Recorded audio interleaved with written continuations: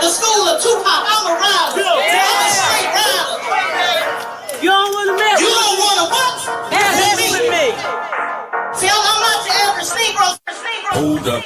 Tez, I want to ask you a question real quick. Let's just keep it real, straight shot with no chaser. You know, being is nice, I'm gonna get a little bit rough. It's about standing for justice. And if you stand for it, I'm here for those who really believed in the American process, all of us. you play with me if you want. Man, we don't stand for him. Who wins? See, I'm not your average Negro. Hold up. Straight shot, no chaser. With your girl Tezlyn Figaro on the Black Effect Podcast Network.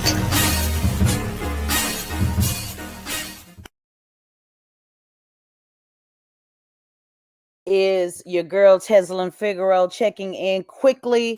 Wanted to do some commentary on Senator Bernie Sanders' town hall that he just did on CNN, just ended a few moments ago, and wanted to give some feedback. Thank you, those who are joining me on the Black Effect Podcast Network.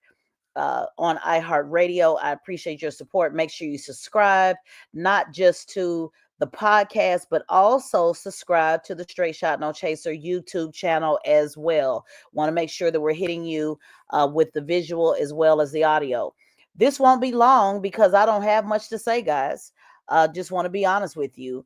As you know, I'm pretty hard on Bernard Sanders. I'm hard on him because actually working on his campaign in 2015 as a National Racial Justice Director, I had an inside view and knew what went on in the campaign, what could have been better, and a lot of things were done right. So my opinion, just want to lay it out there, it is somewhat biased based upon my view and what I saw. I can't act like I don't know what I know.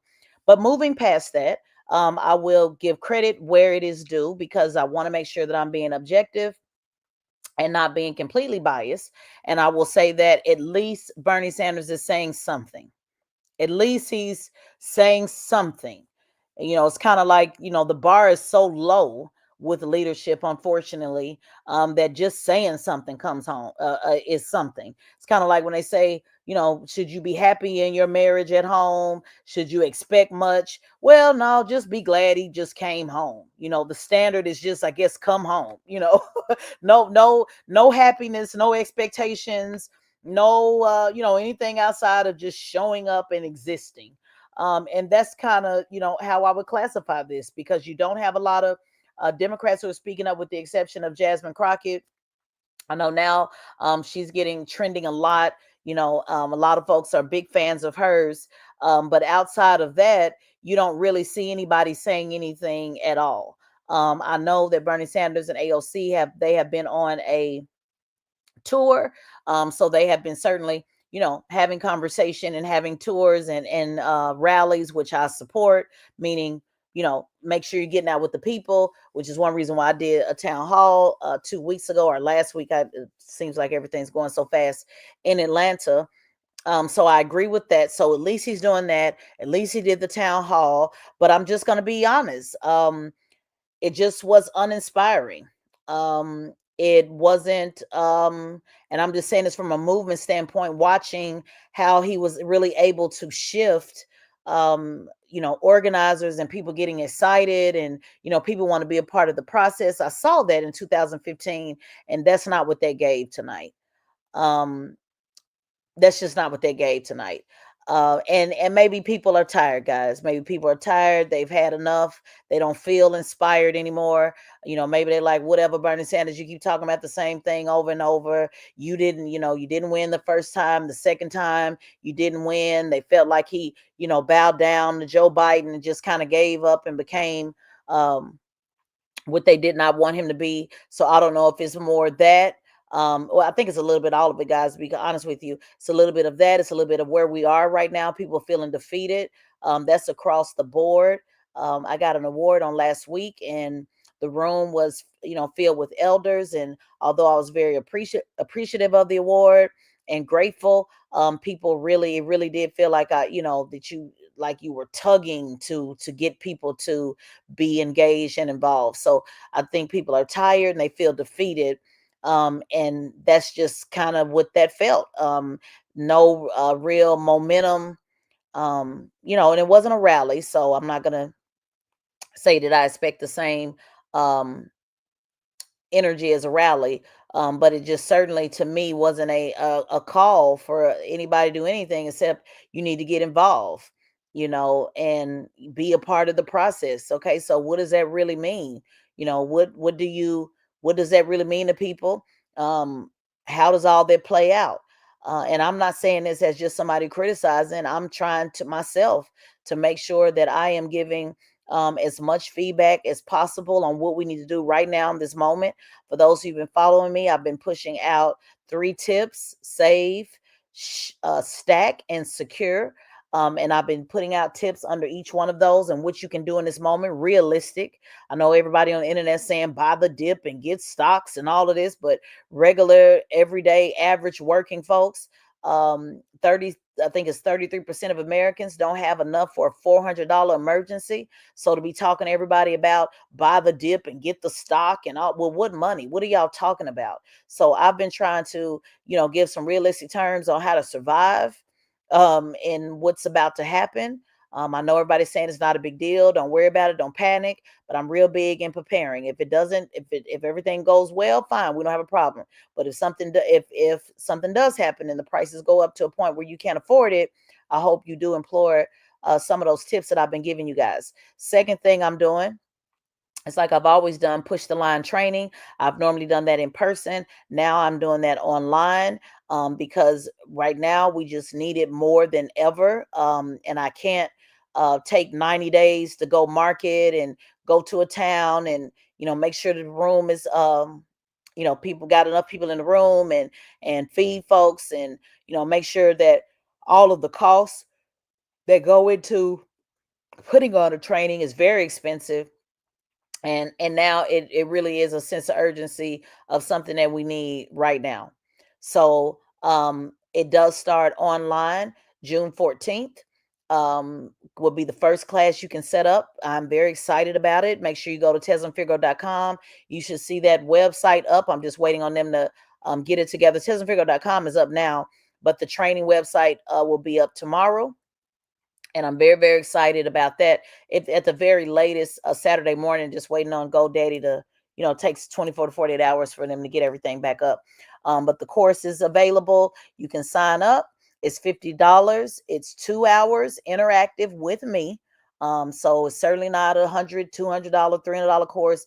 It's 5 courses. You can take one and be done with it. Take all 5 at your, whatever works. It is interactive. It is, with me in the classroom, and we're going through everything you need to know to either, if you want to run for office, if you want to work on a campaign, or if you want to be an activist or an organizer. Each class addresses the tools that you need for all 3. So you will get everything you need for all 3, and you get 2 hours at least. I'm sure I'll probably go over on some of those, but 2 hours at least, plus content, materials, all the things you need in the training software to make sure you have all the stuff you need for the course. So I'm very excited for that. And by June 14th, I think I have 3 or 4 pieces in there now for the course, but I'm gonna continue to keep building on that as well. So you're gonna get plenty of information, and I'm very, very, very excited. I have a master's in adult education. I say that, guys, not from a bragging standpoint, but to let you know I really do know how to put together courses and curriculum, that I'm not just winging it and just making it up as I go. So I hope to see you guys in that course. And so I guess that's what I'm looking for them to do, to provide more resources. But, hey, if they're not going to do it, that's what Push the Line is all about. One of the first modules we have it's not about we, it's about me. Meaning I'm not going to sit up and wait on Democrats to do it, wait on Republicans to do it, wait on activists to do it. I'm going to do it myself. I know I can't touch everybody, but, we can get more than a few in that can make a difference. So that's what I'm going to do. I hope you guys get involved. If you don't want to take the course, stay connected with the podcast. Make sure you download that. Also doing a live show every Sunday at 7 p.m. Eastern on YouTube that you can come in, raise your hand, ask questions. I'll bring you up on the stage, and we'll have a live show as well.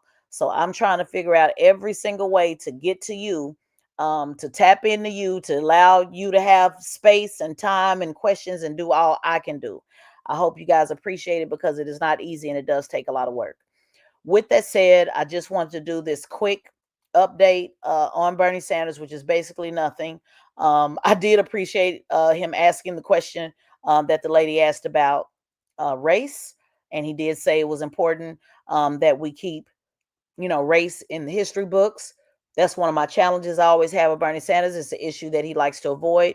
But the question was asked to him, and I think he answered it appropriately. So I will give him credit for that. But other than that, guys, he talked about the tariffs and how it's isolating the world. And, that's pretty much the conversation that's happening right now. 1 minute the tariffs are on, the next minute they're paused, the next minute it's on, the next minute it's paused. I mean, it's just absolute chaos. We don't know what the hell is going on. So we'll just keep riding this out together, guys. And as we ride it out, guys, please take heed to the things I'm telling you. One, save your money, reduce means, try to look at, okay, if it's this extra $5 that I'm spending on this app or something like that, or whatever, can you give that to a nonprofit, which is the third thing on secure. So save, stack. I changed shack to stack because y'all was getting so caught up on the word shack. But stack is still getting a roommate if need be, combining, households, a family, friends, boyfriend, girlfriend, whatever. If you don't believe in that, get married, whatever. Just combining wherever you can. Also merging your business. Looking at that, how can you, if you have a business, is more than likely probably a small business, and you need to figure out how can you merge that with somebody else. For example, me and my publicist, she runs a publicist. I don't get a lot of PR customers like I used to, but maybe I can provide media relations while she provides a press release. Maybe I can do a strategic um, plan, write a strategic plan while she provides something else, an op-ed, whatever it is. But trying to combine your resources to pitch in, to pay for advertising, marketing, those are good ways so that you're not spending all of the marketing money on yourself. And I hope you guys are finding this helpful. Third thing is secure. Yes, I do talk about securing the gun license. I believe in that. If you're in a state that you can carry, I absolutely believe in 2A. I'm sorry, guys, because when crime goes up, problems go up. So I believe in and being secure with that. I also add on to secure, meaning you need to secure your nonprofits, your organizations you care about, your activists, your organizers, anybody's doing something for community. That include podcasts as well, tapping in. Make sure you follow, make sure you subscribe, let it play in the background, all the things that we need in order to keep what we're doing going. While you're working on your job and we out here fighting to keep everybody's job, support us as well. It is greatly appreciated, and not even appreciated, is needed. And your nonprofits are definitely going to need it because they have lost a lot of funding. They no longer get the funding that they used to get. So they really, really need it, guys. So that extra $5, the extra $10 that you may, spend on Starbucks or something like that, if you can shoot that over, to somebody, please do, take advantage of that. Also, I used to say strap, meaning strap up, meaning condoms and, not having children. And I mean that, I still mean that. This may not be the time. An average kid, $40,000-$50,000 a year. Of course, obviously you want to, if you're on time clock and you want to go ahead and get your family started, I get that. But what I'm asking you is to really consider, not no accidental babies. Now, if you're planning and you're saying this is what you want to do, and you and your husband, or you, however your situation is, have decided to have children, and that's something, you've made your mind up and you can afford that, that's fine. What I'm talking about is those of you that be dependent on plan Bs.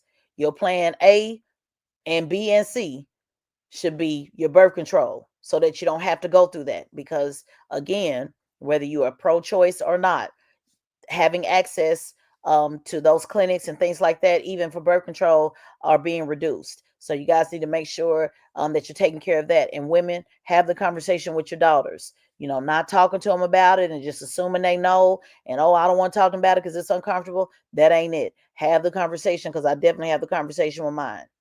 I definitely have a conversation mind. As much as we want them to stay little girls for the rest of their life, they don't. You didn't stay a little girl for the rest of your life, and they not either. So I got a daughter going to college, and yes, we be talking. So those are the things that I'm telling you guys to do that can at least help you feel good about, some control when everything's out of control.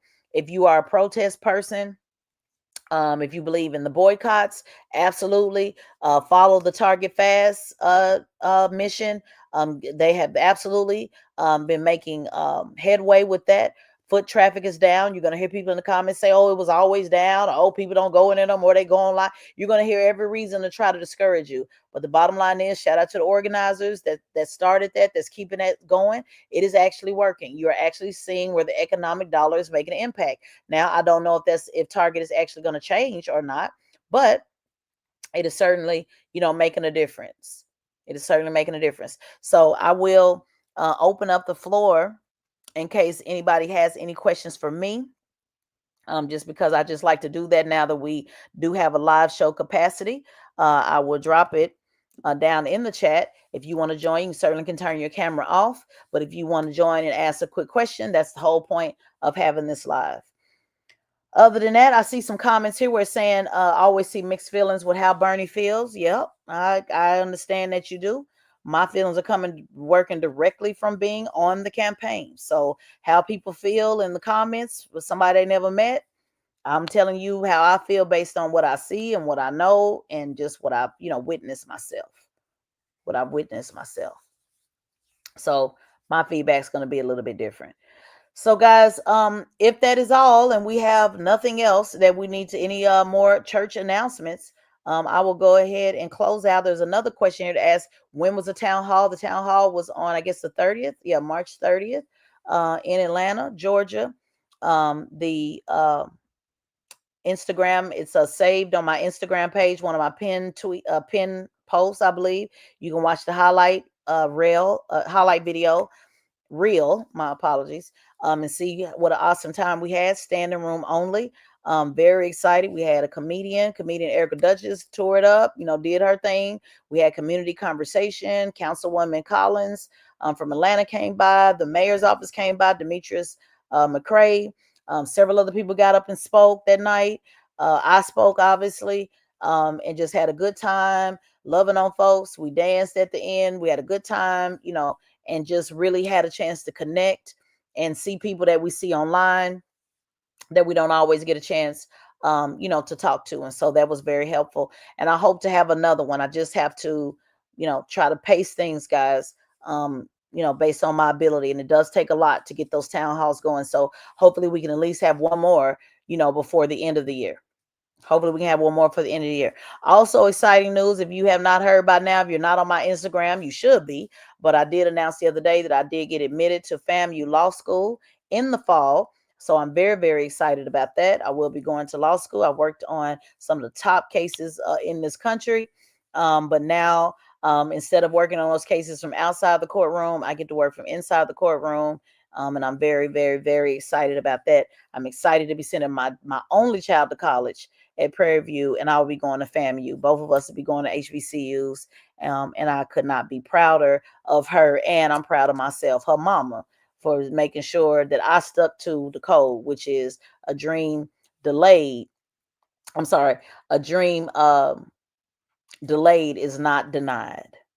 It's not denied. So, ladies, and I'm not trying to exclude the men. I'm just talking to the women because I've only been a woman. I only know how to be a woman. So, ladies, when you become an empty nester, if a child has been one of the reasons you haven't been able to go pursue certain things, when you become an empty nester, that's your opportunity. That's your opportunity, not to just sit around and say, oh, I don't have no kids no more. What are you going to do? Go do that thing that you weren't able to do because you didn't have the money, or you didn't have a babysitter, or you had to juggle too many things. That's the time that you actually go do what you did not have the chance to do before. Delayed, but not denied. Hope y'all have a good evening. Every Thursday, new content. Every Thursday, new content. But I have been adding extra shows as well. So make sure you stay connected to Straight Shot No Chaser podcast. Somebody asked her, y'all still asking about the Breakfast Club? I miss you too. Y'all still asking, but it's been almost a year. I will be on the Breakfast Club next week.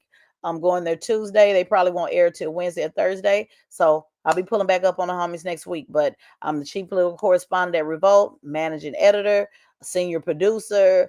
I am still with the Black Effect Podcast Network, which is iHeart, which is a part of the Breakfast Club. So they will always be family, but it wasn't meant for me to be there every day, all day, for the rest of eternity. But I do appreciate you guys asking about me and doing the little hashtag where's Tez and all of that. Y'all really pushed a mean line, and it felt really, really good. And it was very, very overwhelming because I didn't know, what to do with that. I really didn't. I wasn't expecting it. I just think I get on and do the news and go off, but learned that there really was a community that was accustomed to me. So hopefully my interviews will be enough to satisfy the Breakfast Club family. So I'll be there next week, really rolling out this training and talking about the things that, you know, that what we need to do instead of just bitching and complaining about what Democrats ain't doing, because I'm done talking to them. They getting on my nerve at this point, and I see they just not gonna. They done basically rolled over and playing dead at this point. So we have to figure it out on our own, like we always do. So, like I always say, guys, use it, lose it, can't make you choose it. I will see you later. Peace.